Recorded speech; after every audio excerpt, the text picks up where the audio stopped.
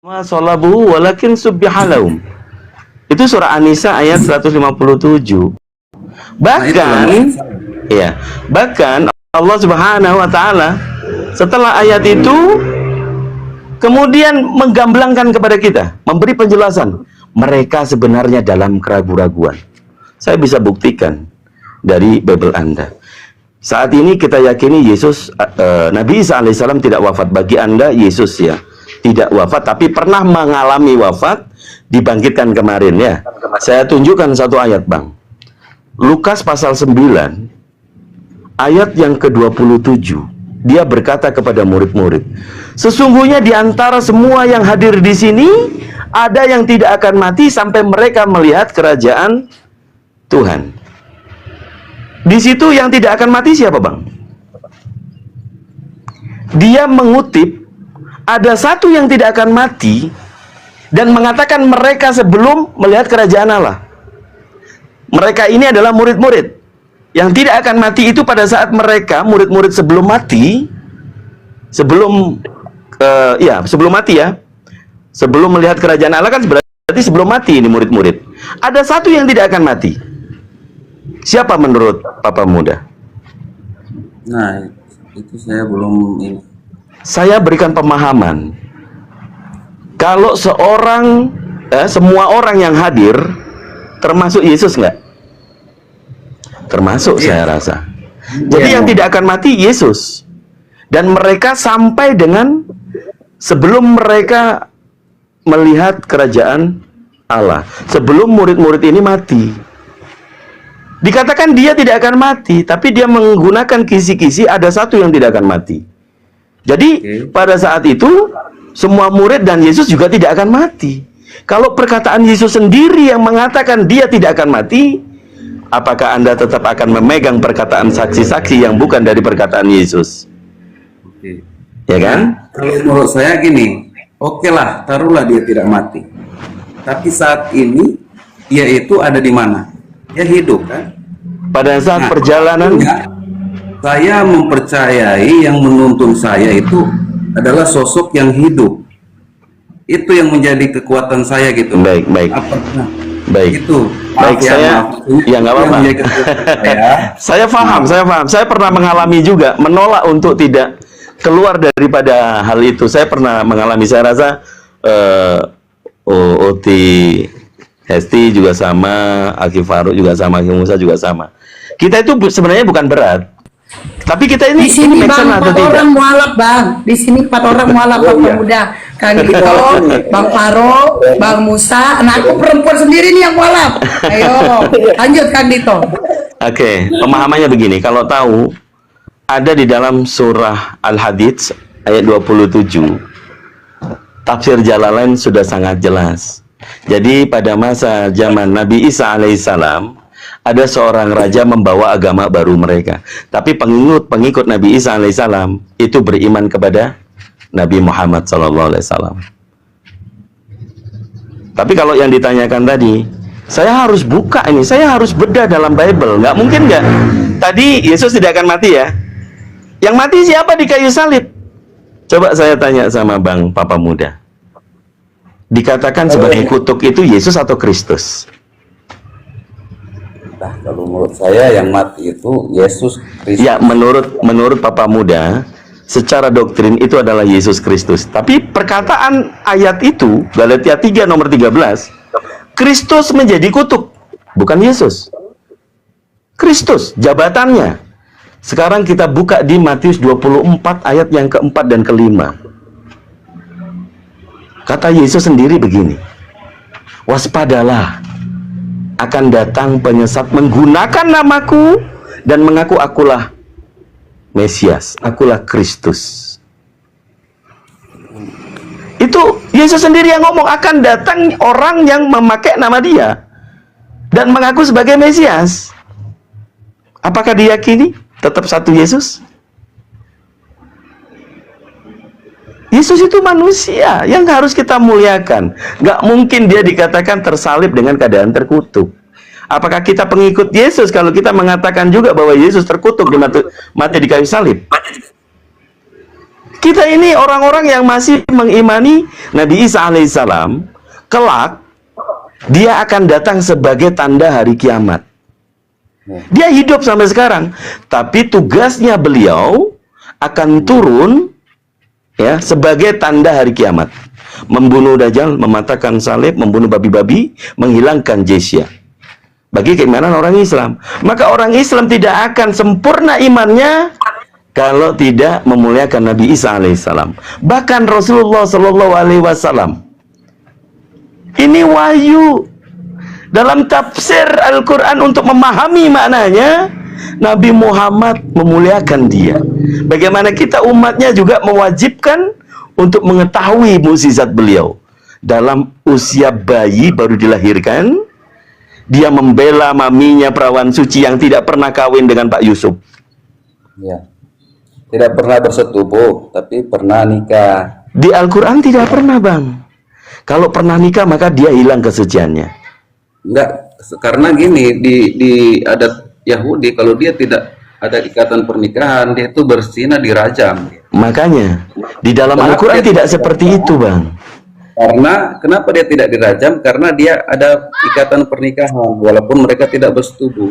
Di Al-Quran, ya saya katakan di Al-Quran, Maha benar Allah dengan segala firman-Nya, Bunda Maria terjaga kesuciannya. Meskipun kalau dituduh dia menikah dengan manusia bernama Pak Yusuf, Al-Quran tidak. Dia terjaga. Beliau adalah perempuan suci. Suci itu namanya suci. Kalau menikah sesuai dengan Bible, orang yang kawin, orang yang menikah tidak melakukan persetubuhan, itu mendapatkan kutuk. Terus bagaimana dia bisa menghindari pada saat itu di zamannya orang-orang Yahudi itu, kalau tidak kita mempunyai anak hamil itu harus dirajam. Disitulah mukjizat kuasa Allah Subhanahu wa Ta'ala. Tadi saya katakan, Nabi Isa alaihissalam pada saat dia kondisinya bayi nih, masih baby, dalam timbangan Bunda Maria diminta oleh Allah untuk berpuasa tidak berbicara, sehingga untuk menghindari subhat hujatan orang-orang Yahudi, baby Nabi Isa alaihissalam yang berkata, qala inni abdullahi ataniyal kitabah wa ja'alani nabiyya. Selamat. Nabi Isa alaihissalam menyelamatkan maminya dari tuduhan. Nabi Isa mengatakan, itu Al-Quran perkataan Nabi Isa, saya ini hamba Tuhan, dia mengutusku, dia memberikan aku kitab,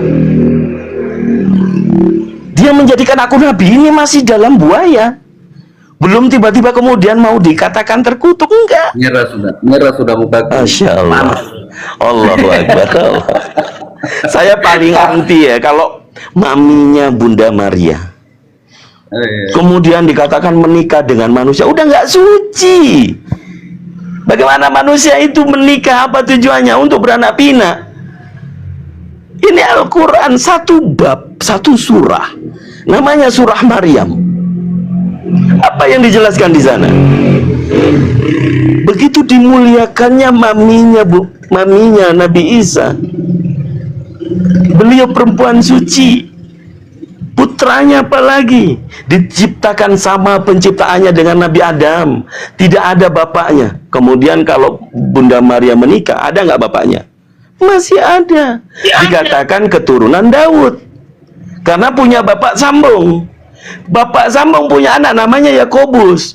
Apakah Tuhan punya saudara? Coba Bang berakal ya. Insya Allah hidayah ada. Saya tidak memaksakan.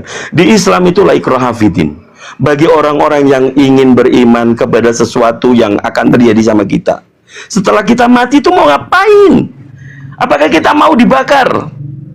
Kan ada tuh sekarang tradisi orang-orang Cina yang beragama Kristen dikremasi, Bang. Yesus saja dikafani kalau memang itu Yesus. Kan begitu ya? Jadi saya mengajak Bang, jangan keras hati, lembutkan hati. Kalau kita memuliakan Nabi Isa alaihissalam atau Yesus Masya seperti yang disebutkan oleh orang Yahudi, maka Coba dibaca surah Al-Hadid ayat 27, tafsiran Jalalain, di situ poinnya, Bang. Kemudian di surah Al-Maidah ayat 116, Allah Subhanahu wa taala nanti menggambarkan, Isa ibnu Maryam, apakah engkau yang mengajarkan kepada umatmu untuk menyembah kamu dengan ibumu? Bagaimana kita ini? Orang yang pernah mencintai Yesus, mencintai Nabi Isa. Allah Subhanahu wa taala memberikan pertanyaan itu. Apakah kita lupa ajaran Nabi Isa? Apakah kita lupa kita mencintai Nabi Isa, tetapi tanpa kemudian mengikuti Nabi setelahnya? Saya harapkan Abang jangan keras hati. Saudara-saudara Abang banyak yang muslim ya. Belajar dari mereka. Insya Ya, Allah. maksudnya, tapi dari semua apa yang disebutkan tadi justru lebih menguatkan saya bahwa panutan saya itu betul-betul dia hidup ya, nggak mati kan. Akan ada saatnya beliau mati. Jadi kisah kullu nafsin dha'iqatul maut, Nabi Isa itu ciptaan. Maminya manusia, dia juga manusia. Maminya Mati diutus juga. oleh Allah. Beliau akan mati. Kalau dalam Islam di hadis, setelah Nabi Isa alaihissalam membunuh Dajjal, sudah semua orang ini mengikuti akidahnya Nabi Muhammad, bahkan Nabi Isa akan mengikuti ajaran Nabi Muhammad. Kemudian selama 40 tahun masih ada godaan terakhir, namanya Ya'jud dan Ma'jud. Kita semua akan menjadi satu umat nantinya, dan dipimpin oleh Nabiullah Isa alaihissalam. Beliau manusia. Setelah umur 40 tahun di dunia beliau wafat, barulah itu trompet sangkakala dibunyikan, kita semuanya wafat. Orang yang sudah mati dibangkitkan untuk dimintain pertanggungjawabannya. Kalau yang mengaku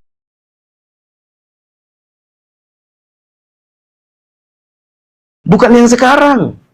Yang sekarang ini umatnya Nabi Muhammad semua. Karena Nabi Muhammad Nabi yang terakhir. Tinggal Anda mau menerima atau tidak. Kalau tidak, Nabi Isa aja udah nggak di bumi, Bang. Siapa umatnya? Kalau Siapa Nabi Isa umatnya mati, Nabi Isa? Tentunya gini, maaf. Saya lagi tambah sakit kepala itu dengar bahwa Nabi Isa juga akan mati. Maksudnya yang saya tahu nih, setelah di akhir zaman semua yang mati pun akan dibangkitkan. Dan setelah itu tidak ada lagi kematian, melainkan hidup yang kekal di neraka, dan hidup yang kekal di surga, di neraka penyiksaan, dan di surga. Jadi tidak ada lagi kematian setelah itu. Terus kalau Nabi Isa mati lagi, Ya ini kalau Nabi Isa pengakuan mati, keimanan. Iya, keimanan literasi daripada Al-Quran dan As-Sunnah. Beliau manusia, beliau akan wafat. Bahkan beliau itu dijaga oleh Allah, diselamatkan dari penyalipan. Bukan dia yang disalib, beliau manusia. Kullu nafsin dha'iqatul maut gitu. Bang Paro itu judulnya, kasihan abang papa muda. Bang Paro judulnya digeser Ini dulu. rubah ya kata-katanya Bang Papa Muda ya sama Kang Duto. Jangan lagi MATI. Jangan Oh MATI. iya, maaf. Ya. Salah. Wafat atau meninggal ya. Lanjut. TikToknya nanti. Salah. Judulnya Bang Paro, judulnya geser dulu. nggak Oke, apa-apa, oke. biarin. Sudah Ya, menghalang aku. season ini mungkin sangat istimewa buat saya ya. Kalau kemarin ada saudara dari yang lain yang penghujat, sekarang ini yang nggak pernah kita ketahui. Cuman satu gini, Bang. Kalau Abang masih mengatakan Bible itu datangnya dari Tuhan, ini ilmu yang harus kita kuasai. Menurut Abang, Itu nggak pernah bilang sih datang dari Tuhan. Itu kan ditulis manusia. ya, Jadi yang ditulis di situ adalah sejarah-sejarah, artinya apa yang terjadi di dunia ini lah itu yang ditulis di situ. oke. Bagaimana mau diimani kalau ternyata sudah pemahaman seperti itu? Kan itu. Bukan diturunkan dari surga, bukan. Itu kan kesaksian-kesaksian dari orang-orang pada zaman itu tuh yang dikitabkan. Ya, saya hanya mau bongkar begini berdasarkan literasi, Bang. Kalaulah dikatakan kitab itu kitab suci, harus terjaga keotentikannya, kredibilitasnya. Di Perjanjian Lama, Kejadian 6 ayat yang ke-6, Tuhan menyesal menciptakan manusia. Kemudian ada yang mengatakan di Perjanjian Baru, Tuhan itu menjadi manusia. Tidak kredibel. Satu fakta lagi, Bible LAI yang Anda pegang, pernahkah diberikan pengetahuan bahwa manusia penciptaan pertama itu namanya Adam? Mungkin abang saat ini tahu manusia pertama itu Adam, tapi di Bible ada nggak? Hah? Ada. Adam kan? Ada ditulis. Oke, kalau sekarang saya minta dibuktikan kejadian penciptaan manusia kejadian 1. Saya kasih kejadian 2 juga, kejadian 3 juga. Ada nggak nama Adam? Kejadian 1 bukan penciptaan manusia. Kejadian 7 itu kalau penciptaan manusia. Di hari Kejadian pasal 1 ayat 26 27 abangku. Ya, 1 ya. Kejadian 1. Apakah ada nama Adam? Saya mau. Ada ada tuh di kitab tuh. Coba. Adam dan Kejadian 1. Dari kitab suci Abang nih, Bible.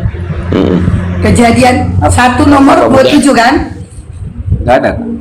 Sampai Pegang habis, jantung Bunda. Bang. Sampai Jangan habis. lah. Kejadian 1 Masa satu sampai habis. berikut? Nggak mau lah. Masa satu berikut. Ya, kita cek Nah, kredibilitasnya, 27 kita cek bacain ya. ada nggak? Silakan. Aku udah baca. Maka Allah menciptakan manusia itu menurut gambarnya, menurut gambar Allah diciptakannya ada laki-laki dan perempuan, diciptakan mereka. Allah memberkati mereka. Lalu Allah berfirman kepada mereka, beranak cuculah dan bertambah banyak, penuhilah bumi dan taklukkanlah itu, berkuasalah atas ikan-ikan di laut dan burung-burung di udara dan atas segala binatang yang merayap di bumi. Itu dari Bible lo, langsung dari Bible langsung. Ada nggak nama manusia itu Adam? Yang diciptakan itu namanya Adam. Aduh, udah berat ini, bang bapak muda ini.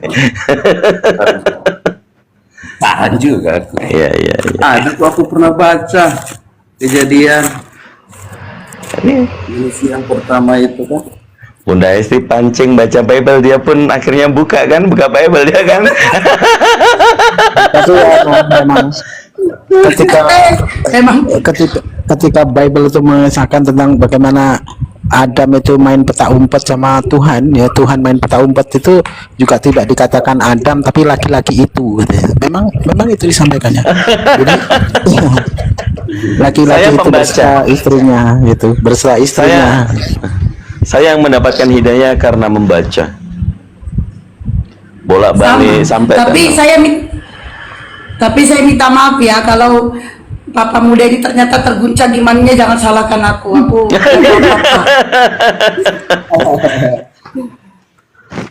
Aduh. nggak ada bang. Abang taunya nanti Pegang saya kasih. jantungmu Bang, pegang jantungmu Papa muda, biar jangan terguncang. Pegangnya Ini- kuat Bang. Satu-satunya tiba-tiba nama Adam muncul. Kejadian 4 nomor 25. Apa dikatakan di situ? Adam bersetubuh dengan di mana Adam Adam bersetup-setup dengan istrinya. Apakah Adam yang tadi diceritakan manusia pertama itu? Nah, ini ada tertulis di kitab saya ini, keturunan Adam. Ada Nah, nama Kejadian pasal 5 kan? Iya. Kejadian pasal 5 nomor 1 kan? Wow, lebih lama itu. Coba Kejadian 4 nomor 25. Sama lebih duluan. juga Bang, saya juga tertulis ini. Iya, ada juga Adam, nama Adam. Kejadian 5. Inilah daftar keturunan Adam. Ini loh Yang jadi pertanyaan Kang Dito, di mana tertulis manusia pertama itu diciptakan Adam? Itu jadi pertanyaannya. Di kejadian pertama Dan- penciptaan. Oh, maksudnya di mana manusia pertama itu Diciptakan si Masa Adam itu namanya diciptakan. Hawa ada, namanya Adam nggak ada di penciptaan itu, gimana sih?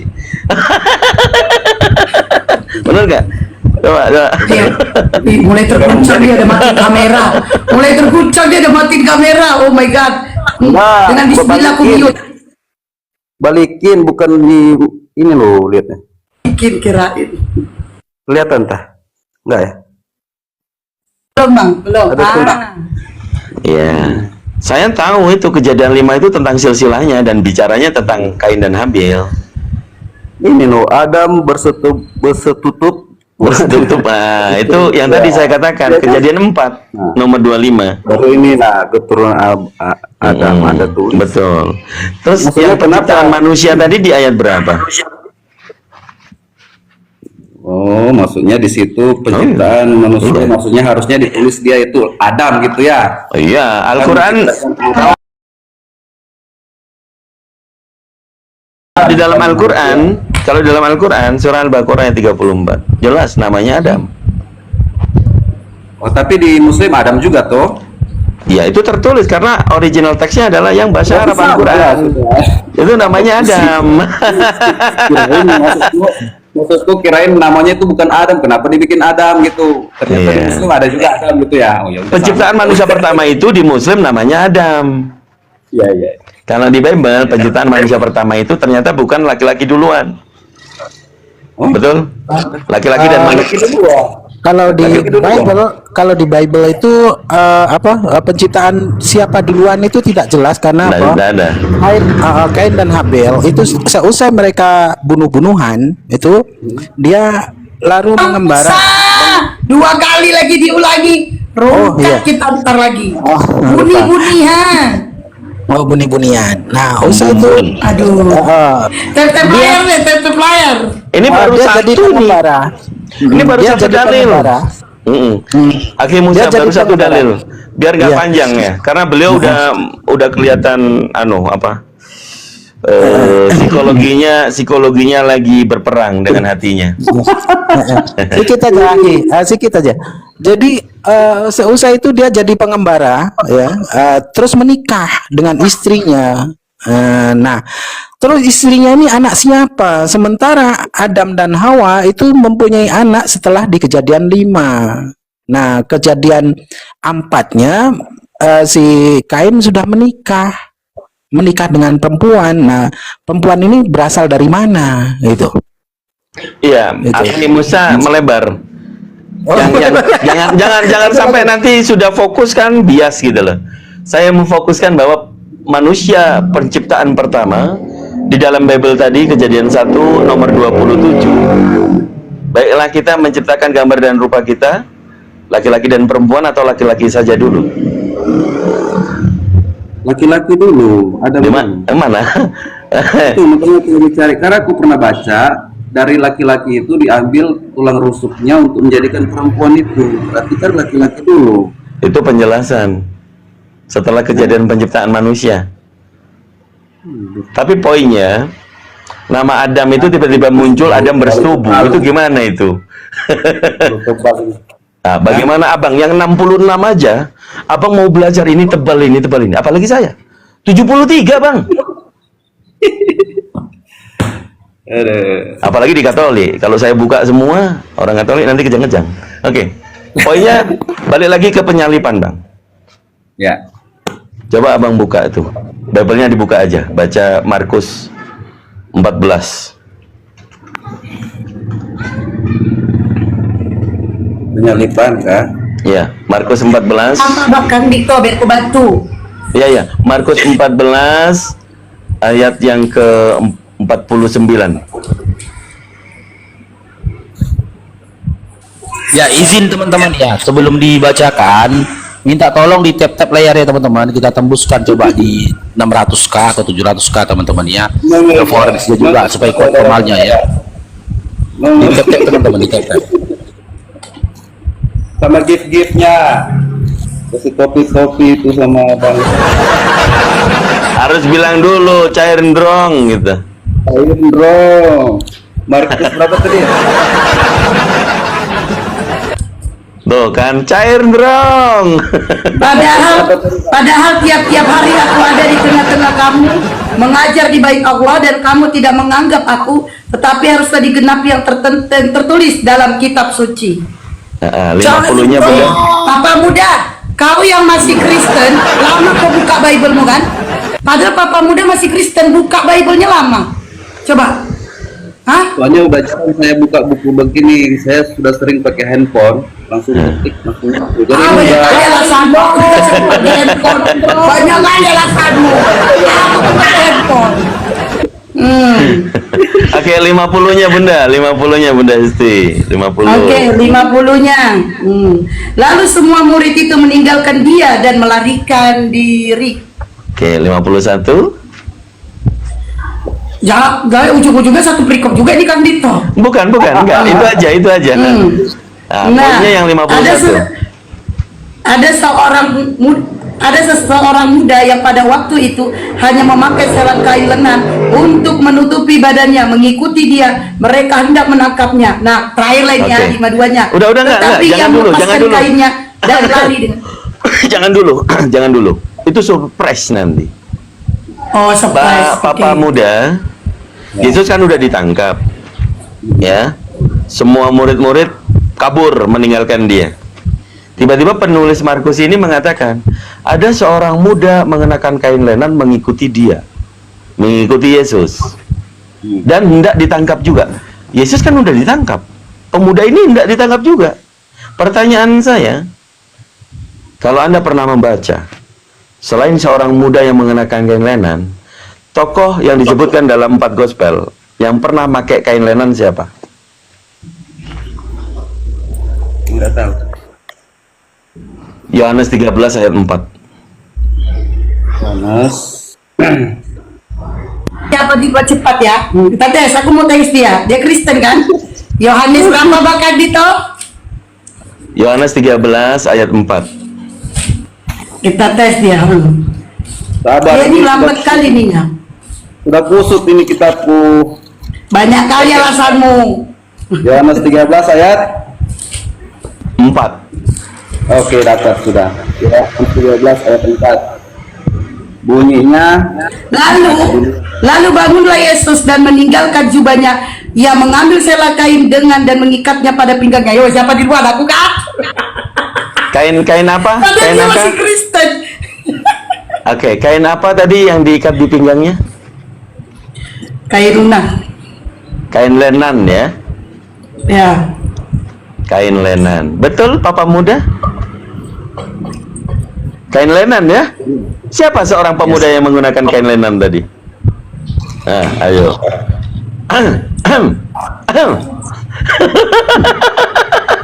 Yesus sudah Tadi ditangkap. Ngapain dia mau ditangkap lagi? Tadi jawabannya di Markus, ya kan?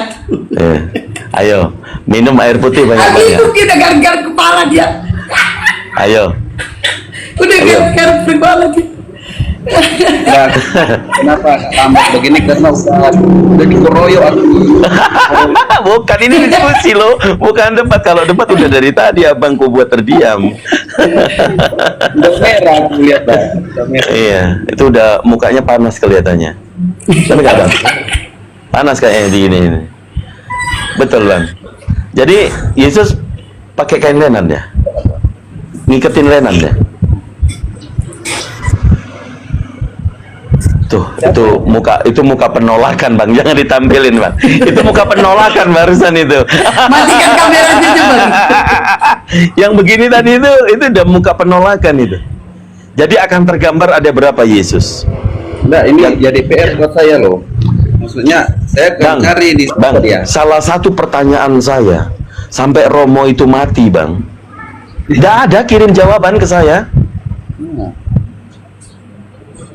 Nah, nanti kalau saya yang dapat, saya naik lagi nanti kapan-kapan aku tahu. Saya yakinkan sama abang sampai kiamat kurang 2 hari nggak akan ada jawaban. Ya. Cobalah. Ya itu kan kalau kita ambil, izin Kang Dito sebentar sedikit aja. Itu kan kalau kita ambil dari Yohanes 11 nomor 57, targetnya tentara Romawi, targetnya imam kepala dan orang-orang Yahudi yang hendak menangkap orang itu cuma seorang Bang, cuma satu orang oknum yang mau mereka tangkap, yaitu Yesus. Kenapa tiba-tiba ada seorang pemuda lagi yang mau ditangkap? Nah, tujuan tentara Romawi ini apa lagi? Sebenarnya target mereka sudah mereka dapatkan, yaitu Yesus. Terus tujuan mereka menangkap satu orang lagi ini apa? Nggak ada tertulis dalam Bible. Oh, apakah Petrus? Karena Petrus yang memotong telinganya orang. Sudah keluar semua Bang, sudah kabur. berlarian. 50 sudah kabur semua. Nomor 50 udah kabur semua. 50 udah kabur, kecuali Yudas Bang. Yudas masih menerima. Yudas masih bersama-sama dengan mereka atau tidak? Enggak, Yudas sudah lari, udah ada. Oh, dia belum menerima duit Bang, dia belum menerima upah abangku. Oh, waktu belum menerima upah. Iya, Yudas belum menerima upah. Berarti Yudas masih berada di tengah-tengah tentara Romawi bersama dengan Yesus sudah ditangkap. Gak mungkin Yudas ikut berlari, Bang. Bukankah Yudas ini memberitahukan kepada tentara Romawi, nah ketika aku mencium dia, dialah orangnya. Betul kan? Iya. Nah, lalu siapa yang melarikan diri dengan membuka kain lengannya, Bang, hingga lari telanjang? Yohanes 13 nomor 4 tadi siapa yang disebutkan? Yesus, Bang. Orang benar diselamatkan dari kesukaran, orang fasiklah yang menggantikannya. Jelas ayatnya, Bang? Aduh. Keringat dingin. Minum air putih dulu. Bang, saya ada Minum air tisu putih nih, dulu. Bang. Udah pucat, udah pucat, udah pucat. Oke, lanjut Iwan Bila, teman-teman semuanya. Saya dikecilin. Oke, aja. tadi saya sedikit menanggapi abang ini tadi katain kenapa kan? Saya bersikuku karena junjungan kami masih hidup sampai sekarang.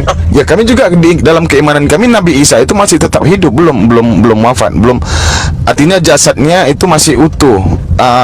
Nyawanya masih lengket di dalam tubuhnya sampai sekarang, itu kami imani, Bang. Jadi Allah Quran juga menjelaskan wala tahsabanna allazina qutilu fi sabilillahi amwata bal ahya'un 'inda rabbihim yurzaqun. Artinya begini, dan janganlah sekali-sekali kamu mengira bahwa orang-orang yang gugur di jalan Allah itu mati. Sebenarnya mereka itu hidup di sisi Tuhannya mendapatkan nikmat ataupun rezeki. Itu kata Allah. Artinya begini, nabi-nabi yang pernah diutus ke dunia menyampaikan kebenaran meskipun mereka sudah tiada lagi di muka bumi ini, Bang. Mereka tetap hidup bersama-sama dengan Allah, di sisinya Allah maksudnya. Mereka mendapatkan kenikmatan, kuburnya tidaklah gelap. Di sana mereka mendapatkan kenikmatan. Begitu juga baginda Nabi Muhammad. Jangankan Nabi Muhammad, orang para ulama saja ataupun guru ngaji, ya, setelah dia menyebarkan kebenaran, mengajarkan Islam kepada umat manusia, lalu dia wafat, itu tidak akan mati, Bang. Tidak akan binasa, artinya mereka tetap hidup di sisi Allah, tetap hidup. Nah, jadi kalau pemahaman Kristen kalau sudah mati, udah mati gitu, berarti binasa. Tidak. Abraham, Ishak, Yakub, Daud, Salomo, dan lain sebagainya, nabi-nabi yang pernah diutus ke dunia sebelum Yesus, mereka juga selamat, Bang, di sana. Mereka tidak binasa. Murid-murid Yesus juga selama ini kan tidak ada lagi kan? Kata Yesus, mereka tidak akan binasa, kata Yesus. Yohanes 17 nomor 12. Mereka sudah terpelihara. Meskipun mereka wafat, mereka tidak ada lagi di muka bumi, mereka tidak binasa. Apa bedanya dengan Nabiullah Muhammad sallallahu alaihi wasallam? Allahumma shalli wa sallim wa barik alaihi. Enggak ada bedanya, Bang. Mereka selamat. Dan jangan sekali-sekali kamu mengira, abang papa muda, bahwa orang-orang yang gugur di jalan Allah itu mati, binasa. Tidak. Sebenarnya mereka itu hidup di sisi Tuhannya dan mereka mendapatkan rezeki yang sangat luar biasa yang tidak pernah mereka dapatkan semasa hidupnya. Nikmat, Bang. Di dalam kasih AC, ada lampu terang benderang, lampu mercusuar mungkin lebih terang lagi. Kuburannya nggak sempit, mereka dikasih makan, nikmat, Bang, di dalam kubur sana. Coba kalau kita lihat ada orang yang melakukan maksiat semasa hidupnya, satu hari begitu kita melangkah aja tujuh langkah keluar dari kuburan, lalu ada yang hendak untuk membongkarnya kembali, Bang, kuburan tadi, hancur lebur itu, Bang, jasadnya. Terkecuali orang-orang yang soleh, niscaya dia akan senyum. Jenazahnya itu senyum, Bang, sampai hari kiamat kelak, sampai dia dibangkitkan. Begitu, Bang. Berarti mereka mendapatkan nikmat itu, Bang. Itulah ajaran Islam. Kenapa? Maaf ini kalau salah ya. Ya. Benarkah kalau umat Muslim masih mendoakan Nabi Muhammad supaya dia diterima atau supaya dia masuk? Nah, doa kepada orang soleh, nah doanya itu akan kembali kepada kita. Meskipun kita tahu, Bang, Rasulullah itu sudah dijamin masuk surga, tapi kita tetap mendoakannya, maka doa itu akan kembali kepada kita. Kebaikan juga yang datang kepada kita. In ahsantum li anfusikum wa in asatum falaha. Apa yang kau lakukan ketika kau melakukan kebenaran, maka kebenaran yang akan datang kepadamu. Jikalau kau membuat kejahatan, maka kejahatan yang akan datang kepadamu. Seperti itu, Bang. Itu jelas dalilnya. Jadi kalau kita berbuat baik, kita mendoakan Nabi Muhammad, kita mendoakan orang-orang soleh, orang-orang yang meninggal, mukmin dan mukminat, muslimin dan muslimat, itu kembali kepada kita doa itu tadi. Itu, Bang. Artinya apakah dia belum dijamin bahwa dia itu belum terjamin bahwa dia itu sudah Bukan seperti itu. Kita kan sudah yakin, Bang, bahwasanya orang-orang soleh itu tempatnya di sisi Allah, seperti yang dikatakan yang saya sebutkan tadi. Jangan sekali-sekali kamu mengira bahwa orang-orang tersebut itu gugur di jalan Allah. Mereka tidak mendapatkan nikmatan. Justru mereka mendapatkan rezeki dan nikmat dari Allah di alam kuburnya, di alam penantian, di alam menunggu hari kiamat. Mereka mendapatkan nikmat di sana. Nah, makanya bisa abang buktikan, ada bang cari di YouTube, ya, buka YouTube, ada jenazah yang umurnya bahkan 10, ratusan, bahkan ribuan tahun yang lalu, ketika terbongkar mayat kuburnya, atau dibongkar dengan sengaja ataupun untuk memindahkan, itu mayatnya jenazahnya masih utuh itu, Bang. Allahu Akbar. Jenazahnya masih utuh. Silakan Anda cari. Silakan Anda cari. Pasti ada. Biar saya sedikit saya jawab. Ketika umat Muslim bersolawat ke atas Nabi, itu bukan mendoakan, brother, ya. Kalau itu dianggap mendoakan, maka di dalam Bible itu banyak sekali terdapat doa-doa yang dimana manusia mendoakan Tuhan, ya, seperti di Kejadian, di Wahyu, di sana juga dikatakan berseru dengan suara nyaring, ya kan, keselamatan bagi Allah. Keselamatan bagi Allah itu maksudnya bagaimana? Nah, terus ketika Jesus itu sendiri disambut oleh orang-orang pada zaman itu, Hosana, ya, keselamatan bagi anak Daud. Nah, jadi akan menjadi sebuah kerancuan. Maka di dalam Islam, ketika kita umat Muslim bersolawat ke atas Nabi, itu ungkapan salut, hadiah, karena di mana beliau membawa umat dari kegelapan menuju terang, yang dimana dahulu orang-orang itu bodoh, jahil, ya, jahil. Makanya dikata jahiliyah itu orang-orang bodoh. Sehingga ketika datangnya Nabi, baginda Nabi Muhammad Rasulullah SAW menyampaikan risalahnya, sehingga manusia itu beradab. Yang tadinya mengubur anaknya hidup-hidup, jikalau mempunyai anak perempuan, menjadi sebuah aib, dikuburnya hidup-hidup. Lalu kebodohan demi kebodohan itu dilakukan oleh orang-orang Quraisy pada zaman itu, ya. Lalu ketika Nabi itu datang menyampaikan risalah, mereka lalu beradab, mereka dengan kesantunannya, mereka dengan peradabannya yang berubah drastis, gitu, dengan segala adabnya. Nah, itu ungkapan salut bagaimana kita memberikan hadiah. Jadi bukan doa, ya. Nah, sekarang pertanyaan saya untuk brother, bab apa, ya, apakah penyebabnya sehingga Anda saat ini masih meragukan tentang bagaimana kebenaran Islam dan kerancuan di dalam kekristenan, bahkan menganggap bahasanya Kristen itu adalah agama yang hak dan Yesus itu adalah Tuhan. Sebab apa? Kalaupun Yesus Tuhan sebagaimana tertulis di dalam kok saya jadi lupa ini, ya, Matius atau Lukas atau Matius itu yang Tuhan yang sesungguhnya, Matius 2, ya. jadi Matius 11:25.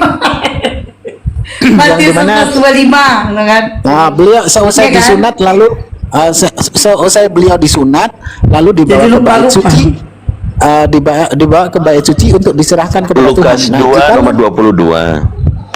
Nah, jikalau memang Yesus ini Tuhan, ya, jikalau memang Yesus ini Tuhan, lalu dia itu diserahkan kepada Tuhan yang mana, gitu. Sebab menurut Yesus itu sendiri, menurut para nabi, yang estafet kenabian dari Musa hingga Yesus itu sama, bahasanya Tuhan itu satu, tidak ada berbilang, tidak ada dua, tidak ada tiga. Nah, apa yang membuat Anda ini tetap dalam Kristen? Silakan. Oke, jadi waktu kejadian itu memang tidak ada yang meyakini bahwa itu Kristus itu Tuhan. Waktu dia disunat, tidak ada orang Israel aja tidak percaya sampai sekarang ini kok. Apalagi pada saat zaman itu. Nah, begini, brother, maksud saya apa yang menghalang-halangi Anda itu, ya? Apa yang menghalangi Anda itu? Oke, saya sudah paham. Artinya gini, kenapa saya tetap di Kristen, yaitu tadi karena saya panutan saya yang saya sampaikan tadi, bahwa panutan saya yang menuntun saya itu ada di surga. Kenapa saya masih meragukan Muslim ini, saudara-saudara saya yang Muslim? Kenapa? Karena itu tadi, panutan kita itu di Muslim itu kan meninggal dan tidak menjamin bahwa umatnya itu akan masuk surga, tidak menjamin bahwa pengikutnya akan masuk surga, itu tidak dijamin karena masih mudah-mudahan lah istilahnya ya. Menjamin bang, menjamin bang. Asyhadu an la ilaha illallah itu adalah kunci surga. Yang menyebabkan kunci surga itu hilang, yaitu mensekutukan Allah. Oke, baik. Jadi maksudnya pandangan saya ya, kalau salah mohon maaf. Maksudnya kan masih insya Allah ya. Jadi insya Allah menurut aku itu masih mudah-mudahan kan. Jadi kalau kami itu sudah pasti gitu nah, sudah pasti masuk surga asalkan hidup benar, hidup seturut dengan kehendak Tuhan. Karena kalau kita, walaupun kita KTP Kristen, tapi kalau kita tidak ikut ajaran Yesus ya, itu Yesus ngomong, "Renyahlah kamu." Oke, biar saya yang membantah ini supaya hilang doktrinnya ya. Ini sebenarnya tadi udah mau lepas. Ini nempel lagi doktrinnya, Bang. Mohon maaf ya. Saya kasih dalil yang benar-benar menghancurkan doktrin Anda. Ya. Kita semuanya tahu bahwa iblis itu musuh nyata bagi kita ya. Iblis itu musuh terbesar, bukan kita sesama manusia bermusuhan, tidak. Musuh terutama terbesar bagi kita semua manusia adalah iblis. Ya. Setuju, Bang? Setuju. Oke.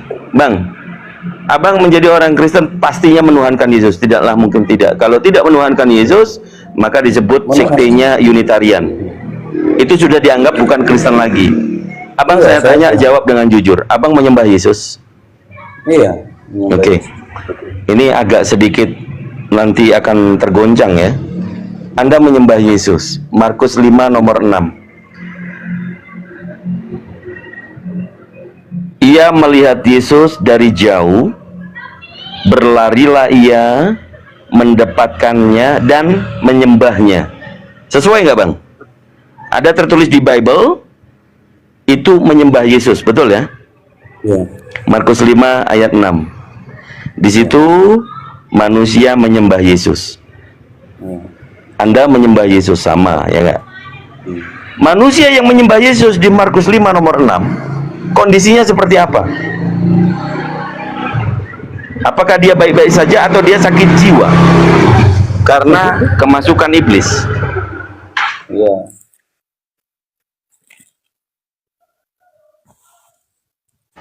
Ya bang, maaf ya agak keras sedikit, tapi demi melepaskan doktrin ya. Di ayat yang kedua, turunlah Yesus dari perahu, ia melihat seorang manusia kerasukan roh jahat atau iblis. Perikop itu menjelaskan orang yang kerasukan iblis. Ternyata yang menyembah tadi adalah orang yang kerasukan iblis. Abang masih mau disamakan dengan orang yang kerasukan iblis menyembah Yesus? Enggak ya? Saya waktu dia turun dari perahu itu konteksnya beda, kitanya lain. Oke, baca satu perikop sampai ayat 6. Gimana tadi bang? Markus pasal 5 dari nomor 1 sampai dengan nomor 7. Markus 5.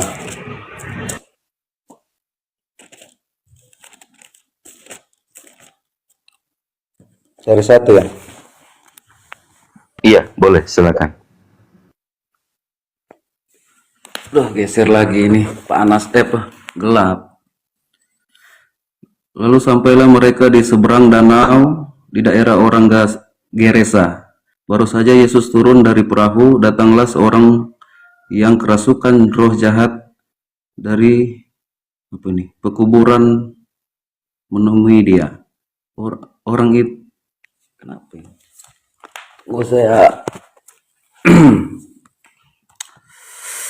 sudah panas kepalaku ini. Orang itu diam di sana dan tidak ada seorang pun lagi yang sanggup mengikatnya, sekalipun dengan rantai, karena sudah sering ia dibelenggu dan dirantai. Oh, berarti ini orang ini memang sudah ini ya. Tetapi rantainya diputuskannya hingga tidak ada seorang pun yang cukup kuat untuk menjinakkannya. Siang malam ia berkeliaran di pekuburan dan di bukit-bukit sambil berteriak-teriak dan memukuli dirinya dengan batu.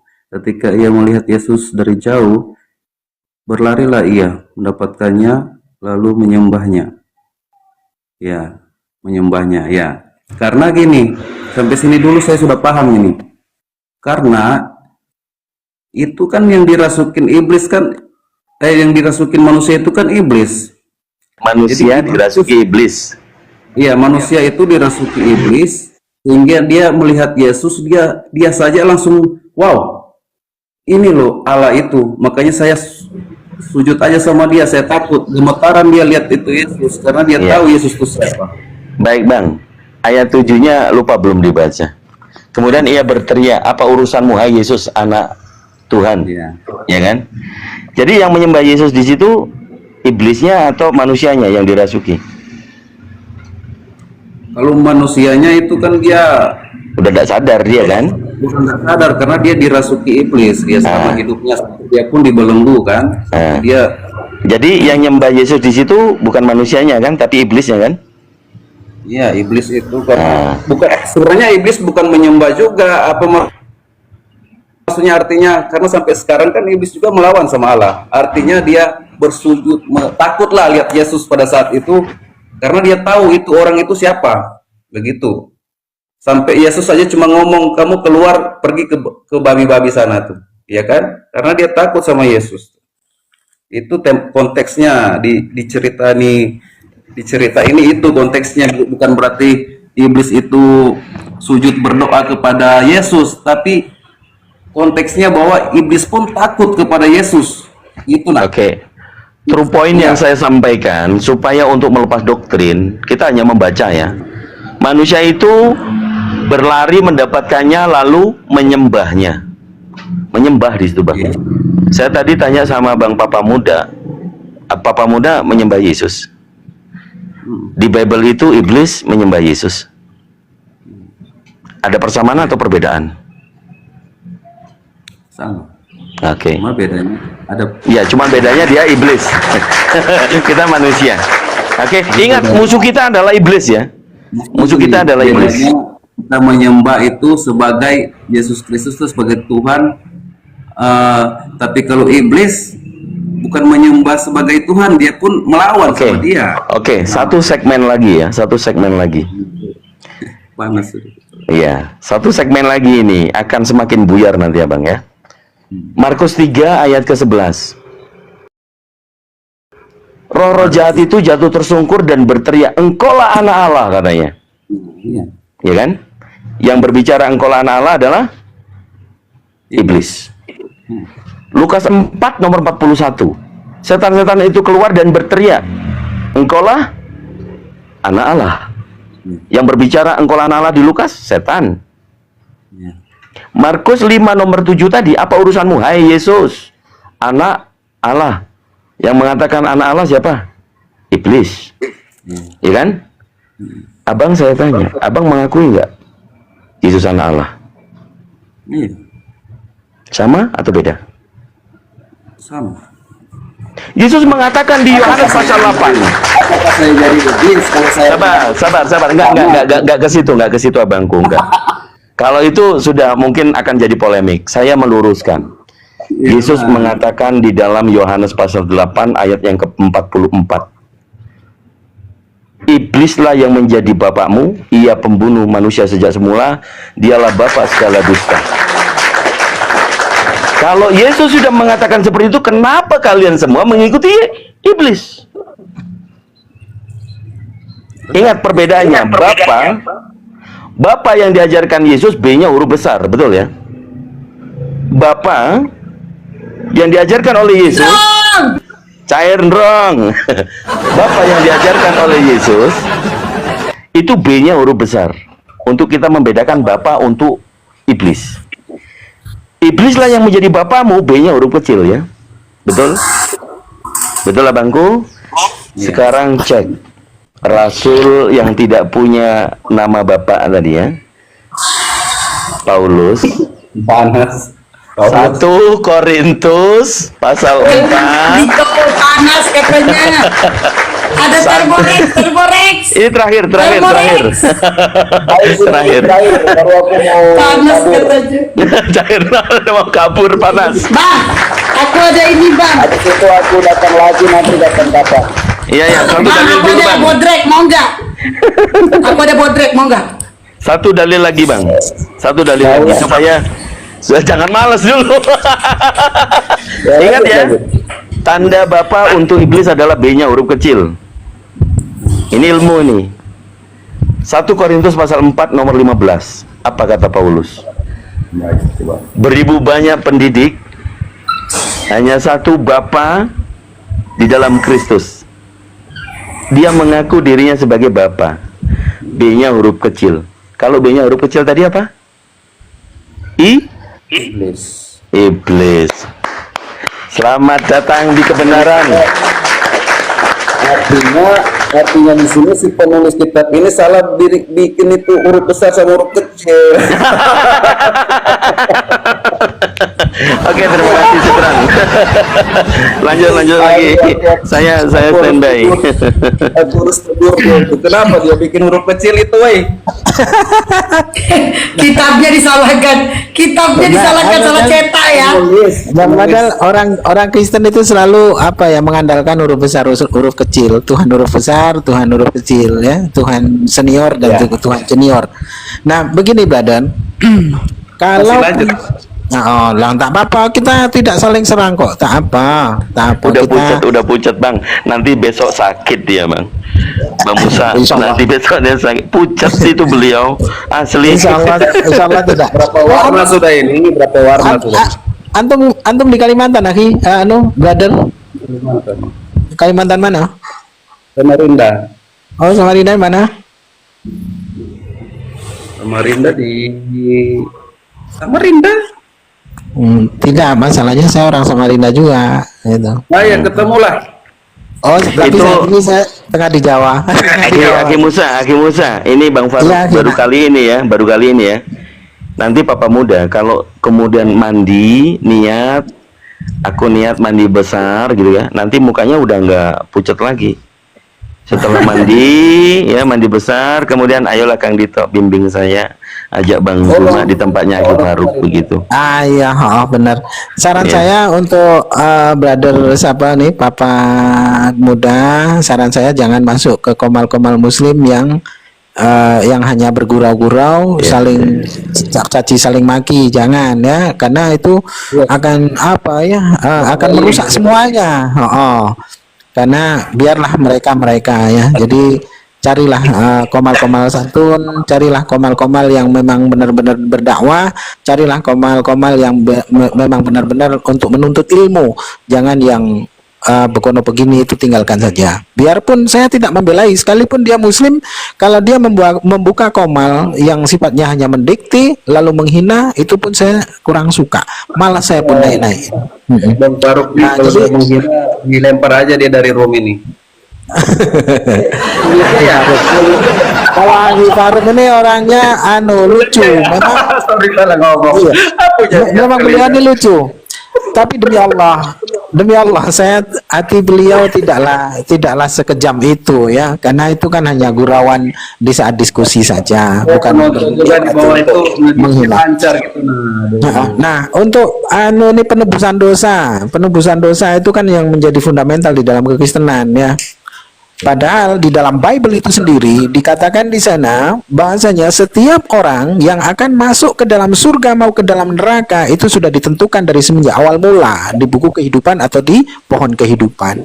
Nah, kalau menjadi sebuah kepastian yang dimana brother Papa Muda tadi sampaikan bahwasanya di dalam Kristen itu jelas ada kepastian, itu menjadi sebuah hisapan jempol belaga menurut saya, karena ketika kita baca Bible dengan seksama di dalam Markus itu ya, Markus 9 nomor 49 atau 49 lupa saya. Di sana dikatakan setiap orang ya akan digarami dengan api neraka yang menyala-nyala bagi mereka. Ini ada kalimat setiap orang. Setiap orang. Nah, terus tentang bagaimana penebusan dosa itu gagal di saat kita baca di Keluaran, ya, ketika Nabi Musa alaihissalam membawa kaumnya yakni Bani Israel keluar dari tanah Mesir, mereka banyak sekali kaumnya ini membuat kesalahan-kesalahan sehingga Allah murka, yang dimana mereka membuat sesembahan tandingan anak lembu itu ya, anak lembu emas itu. Di sana dikatakan ketika Allah murka, lalu Musa bermohon kepada Allah, ya Allah, ya Tuhanku, sekiranya engkau tidak mengampuni mereka, maka hapuslah juga namaku dari buku kehidupan yang telah engkau tulis. Lalu di tiga-tiganya Allah menjawab dengan tegas, wahai Musa, aku hanya akan menghapus nama-nama orang yang berdosa kepadaku saja. Dan di sana Allah memberikan pengampunan atas doa-doa Musa. Jadi tidak ada pengorbanan, jangankan nyawa manusia, ya, seekor lalat pun tidak ada dikorbankan untuk mengampuni dosa umat manusia. Nah, itu ketika seseorang itu bertaubat, Allah pun dapat mengampuni tanpa mesti dia beranjak dari tempatnya. Bahkan di Yesaya, kalau tak salah saya, di sana Allah berkata, aku akan mengampuni dosa-dosa manusia dari surga. Jadi tidak beranjak. Jadi penebusan dosa ini hanya isapan jempol belaka. Lagi pula ketika Yesus sendiri berkata, dia yang mengutus aku tidak akan pernah meninggalkan aku, sebab aku senantiasa berbuat yang berkenan kepadanya. Lalu apa yang terjadi pada orang yang tergantung di kayu salib? Dia dengan suara nyaring berteriak dengan Allahku, Allahku, mengapa engkau tinggalkan aku? Nah, jikalaulah dipaksakan bahwasanya itu adalah Yesus yang tersalibkan, maka akan menjadi sebuah kedustaan bagi Yesus itu sendiri. Tidak layak bagi seorang nabi, jangankan seorang Tuhan, seorang nabi pun tidak layak ketika ia berdusta. Dengan ratap tangis seperti di Ibrani 5 nomor 7 juga di sana dijelaskan bahwasanya sebagai manusia dengan kesalehannya, dengan ratap tangis dia mempersembahkan doa dan doanya didengar dan nyawanya pun diselamatkan. Maka akan menjadi sebuah kemustahilan itu sendiri jikalaulah orang yang mati tergantung di kayu salib itu lantas menjadi Tuhan oleh karena dia menembus dosa umat manusia. Itu akan menjadi sebuah kerancuan ketika seluruh perjanjian baru maupun perjanjian lama, bahkan kitab Wahyu yang jauh ditulis setelah Yesus itu tidak ada pun tidak pernah mengatakan bahwasanya dosa waris itu ada. Silakan, brother. Kalau silakan. Ini Siap. Papa muda ini, Bang Musa, Bang Ramito, ini papa muda ini tinggal mandi pakai peci udah mirip Ustaz. Makanya untuk conclusion ya, untuk kesimpulan, saya perlu tanya aja. Jadi Papa muda ini percaya Tuhan itu satu, pencipta langit dan bumi itu satu, ya tidak ada yang lain ya. Iya. Oke. Apakah dari hasil diskusi tadi menggambarkan bahwa kemudian Papa muda meyakini Yesus itu manusia? Iya, Yesus manusia. Sepenuhnya manusia? Yesus 100% manusia. Ya, 100% manusia. Tidak ada embel-embel Tuhan ya? Ada. Oh, ada. Juga, karena dia dari firman. Kalau dia dari firman, oke, kalau dia dari firman, firman itu adalah Allah, betul? Iya, firman Allah ya ada Allah. Oke, firman yang menjadi manusia, apakah boleh Allah yang menjadi manusia? Boleh saja karena Allah Maha Kuasa. Jadi Yesus itu Allah itu sendiri. Nah, kalau Yesus itu Allah sendiri, nah, firmannya. Jadi nanti surga kosong kalau itu Yesus Allah sendiri. Nah, surga kosong. Takut jadi wanes beliau. firman gitu. kan begini. Iya, betul, iya. Kan tulisannya firman adalah Allah. Ya. Firman jadi manusia, boleh nggak Allah yang jadi manusia? Boleh juga Allah jadi manusia. Nah, kalau boleh juga Allah ini yang menjadi manusia itu adalah Yesus. Yesus itu Allah atau bukan? Yesus itu firman yang menjadi manusia dan Allah Bapa. Berarti Kalau Allah Bapa yang menjelma jadi manusia, berarti kosong nanti surga, tidak ada orang lagi. jadi firman bukanlah Allah begitu harusnya. jadi firman Allah itu ya, jadi kalau Ciptaan. firman Allah jadi Jadi manusia, ciptaannya. terus kita mau Iya, berarti firman Allah kan berarti ciptaan Allah gitu. apakah suara Atau mau saya ambil yang mana? saya? Firman ini ciptaan Allah atau firman itu adalah Allah? Kalau firman bukan ciptaan, Bang, karena apa Kalau namanya? firman bukan ciptaan, firman adalah Allah. Konsekuensinya Allah yang menjadi manusia, manusia itu adalah Allah, betul nggak? Jadi suara Allah itu dirubah, bukan suara lagi. Oh, Kita oke. dengar dari langit, kita dengar dari langit suara Allah, bukan, tapi suara itu sudah datang Oke. ke bumi itu. Firman itu Bukan menjadi menciptakan. manusia. Firman itu menjadi manusia. Manusia itu ciptaan nggak? Ciptaan. Yesus ciptaan. Jadi Yesus ciptaan atau dia pencipta? Buset, makin habis nanti. Kalau dia Makin 100% habis. manusia sama 100%. Nah, kan itulah Bang, melogikakan sesuatu berdasarkan firman adalah Allah. Ini kenapanya adalah firman itu ya Allah itu. Kalau firman boleh jadi manusia, maka Allah itu yang jadi manusia.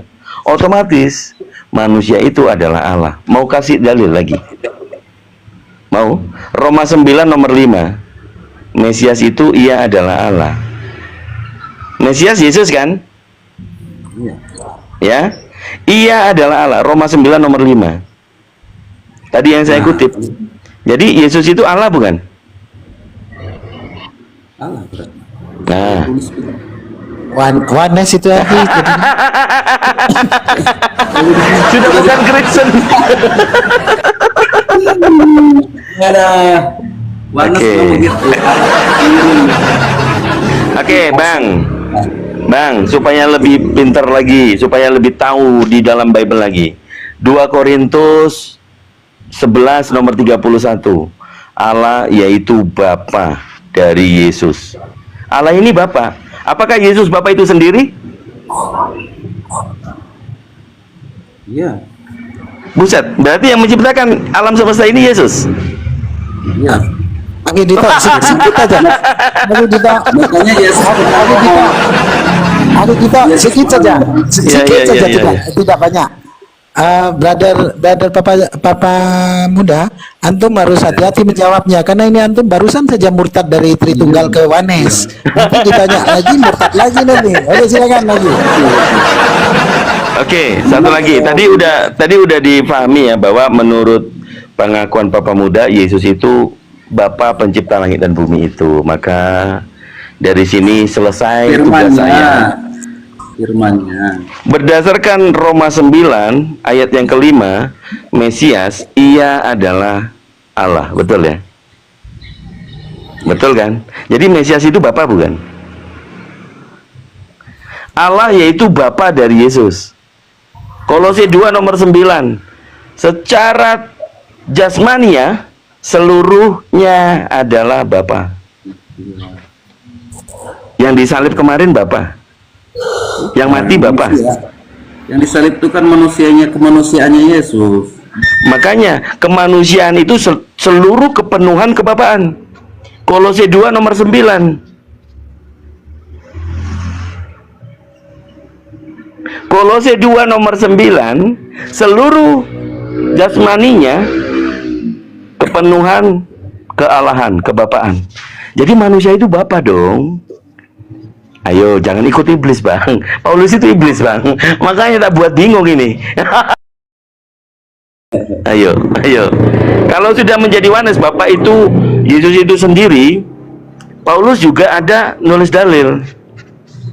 1 Korintus pasal 8 nomor 6. Sebab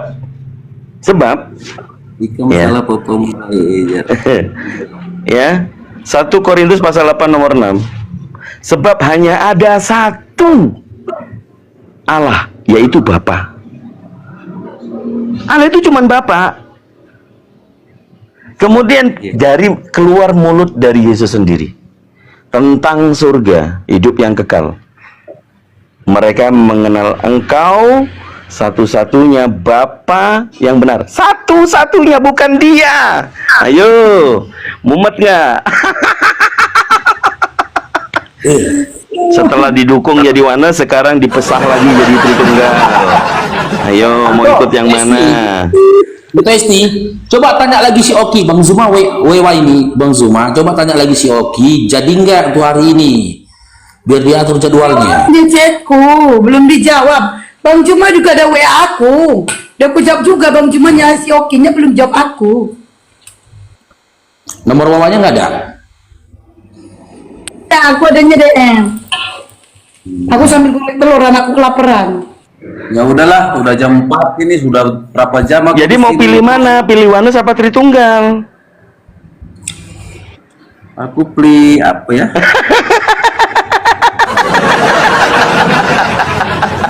Kalau ikut Yesus, mengenal satu-satunya Allah yang benar, dan dia utusan, dia bukan Tuhan. Tapi kalau menurut Paulus iblis tadi, yaitu mau pilih yang mana silakan. Kalau Yesus itu dianggap Bapak itu sendiri, ya berarti masih ikut iblis. Kalau masih percaya Tritunggal, ya masih ikut Paulus iblis. Gimana coba? Kalau saya sih, pokoknya Yesus itu adalah Tuhan, sudahlah. Dia yang menjamin saya masuk surga. Oke. Iman putus asa gitu. Artinya gini, Yesus itu adalah Allah sendiri, ya. Yesus itu juru selamat saya, iya. Yesus itu ada di surga, iya juga. Yesus itu, Maka jawabannya tinggal satu, Yahweh itu siapa? Berarti sisa satu langkah, Yahweh itu siapa? Kalau saya katakan Yahweh iblis, itu ada dalilnya? Yahweh itu Allah tuh. Oke, 2 Samuel nomor 24. 2 Samuel pasal 24 nomor 1. Yahweh ia menghasut Daud. Yahweh. Ya, Yahweh. 2 Samuel pasal 24 ayat 1. Bangkitlah murka firman Yahweh. Ia, Yahweh, membujuk Daud memerangi orang Israel dan menghitungnya kembali. Itu di 2 Samuel pasal 24 nomor 1. Nah, terus baca 1 Tawarik pasal 21 nomor 1. Iblis bangkit, ia membujuk Daud. Jadi yang sebenarnya membujuk Daud siapa? Yahweh apa iblis? Atau Yahweh sama dengan iblis membujuk Daud? Aduh, mau mual. Emang Bapak udah mual. Udah, cukup.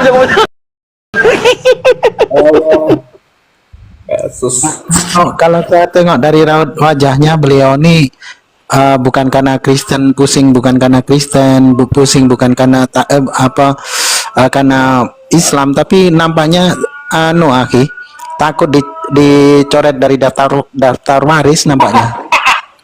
Nggak, izin mau tanya ini, Bang, Papa Muda sudah menikah, Papa Muda? Udahlah. Belum. Oh, sudah punya anak? Oh, baru 4. Ah, itulah jawabannya. Iya, tapi kelihatannya mukanya masih umur-umur 22, 23 begitu. Apa muda berarti, Mas? Bapak muda, dia sudah tua tetap kelihatan muda. Aduh, kayak apa sih? Iya. Ya sudahlah, saya doakan mulai hari ini setelah nanti turun nggak akan bisa tidur, saya jamin. Emang orang tuanya kan lebar di KN sana lagi di bawah. Tanah orang tua beliau di KN sana lebar, mau cair, makanya beliau takut itu. Ya, Bang Musa gini. Papa Muda, kalau anaknya tidur sering nggak nengokin anak-anaknya tidur? Sering nggak nengok anak tidur? Sering lah. Pernah terbayang nggak seandainya anak-anak itu ini seandainya ya, terbayang nggak gimana lah kalau anakku dibakar di dalam api neraka? Ya enggak lah, karena kita sudah dijamin masuk surga sama Tuhan kita. Iya, seandainya pemikiran seperti itu melihat anak-anaknya, kalau lah anakku dibakar dalam api neraka gini, pernah terpikir? Tiap malam saya tumpang tangan doakan anak-anakku supaya jangan jalan yang salah. Siapa yang ngajarin?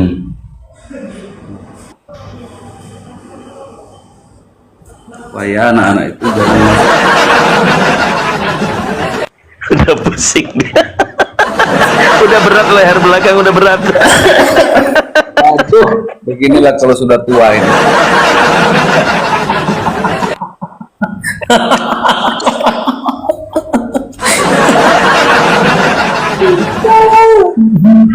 Aduh teman-teman, tapi di balik semua ini terima kasih lah.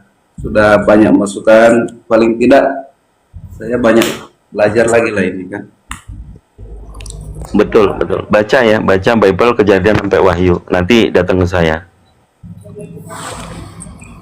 Siap, siap. Oke lah. Tadi saya juga mau turun ya. Sebelum beliau turun, sedikit saja. Begini, Brother ya. Jaminan masuk surga ya, itu menurut Anda tadi. Atas matinya Yesus itu di kayu salib. Apakah Anda tidak pernah membaca ketika Yesus itu mustahil untuk ditangkap? Sebab apa?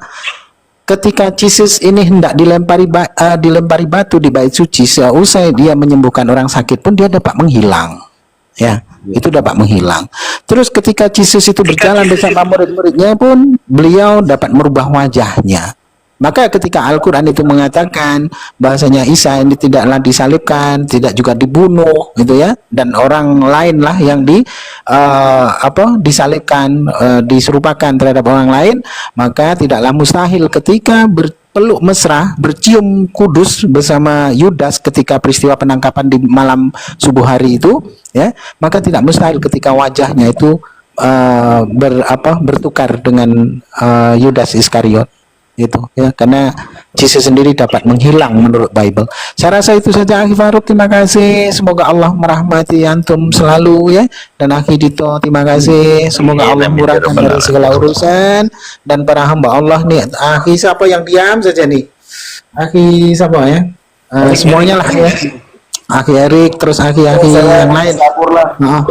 Dan untuk saudara kita ini Bang siapa namanya nih, Papa Muda, semoga Allah membukakan pintu-pintu hidayahnya, keselamatan bagi antum ya, sekeluarga. Amin, Allahu Akbar, amin ya Rabbal Alamin. Dan juga para hamba Allah yang ada di live comment, semoga Allah murahkan dari segala urusan, sebagaimana hari ini antum-antum semua memurahkan para debater-debater muslim dalam setiap urusannya ya, sebagaimana hari ini antum-antum juga memurahkan urusan mereka dalam berdakwah, dan juga Allah pun imbalkan jannah dari segala sesuatu apa yang antum-antum semua usahakan. Barakallah, terima kasih. Wassalamualaikum warahmatullahi wabarakatuh. Waalaikumsalam warahmatullahi wabarakatuh. Waalaikumsalam warahmatullahi wabarakatuh. Ya, Bapak Muda sehat selalu. Jumpa lagi ya, mana ini turunnya? Sampai lupa tangganya dia. Faruk, makasih ya. Ya.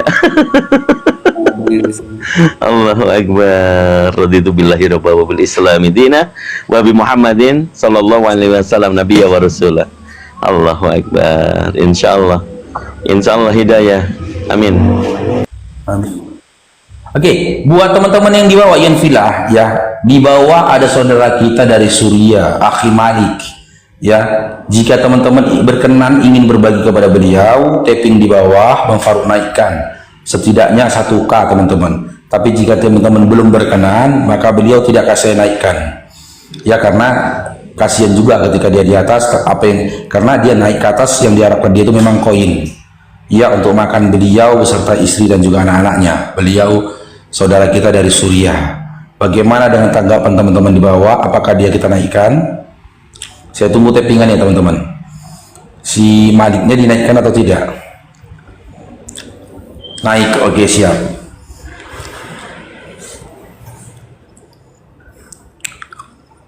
Sembari kita diskusi ya, kita naikkan dia sembari kita berdiskusi. Assalamualaikum warahmatullahi wabarakatuh. Waalaikumsalam warahmatullahi wabarakatuh. Ya, silakan teman-teman yang ingin berbagi kepada beliau, silakan. Oke, kita sapa lagi nih yang baru bergabung.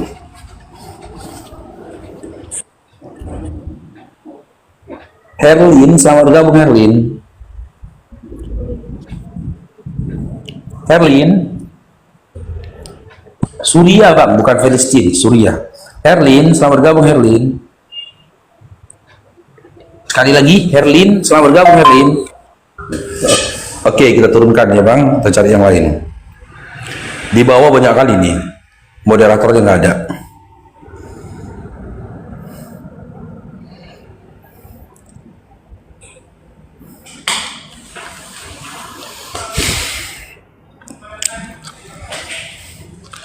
Syukran Bang Andri, barakallahu fikum. Syukran jazakumullah khair buat teman-teman yang berbagi. Oke. Bang Arfi. Ya mungkin kita genapkan saja sampai 2K ya Le. Ya, siap. Oke, Abdul, selamat bergabung Abdul. Abdul. Masya Allah, Kak Imei. Jazakallah khair. Abdul. Halo Abdul.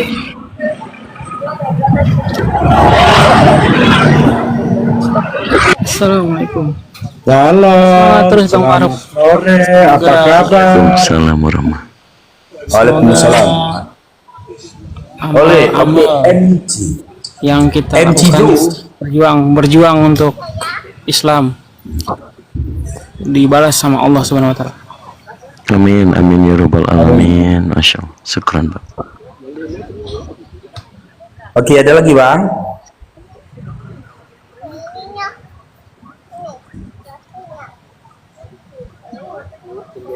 Yang MC Jo. Siap Bang. Ada lagi mau disampaikan Bang? Ya, itu aja Bang. Ya, semoga Palestina bisa diselamatkan. Amin. Terima kasih Bang ya.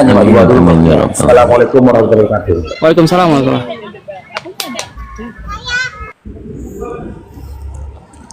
Oke, kita naikkan lagi yang lainnya. Ya insya Allah sekali sampai 2K ya insya Allah ya.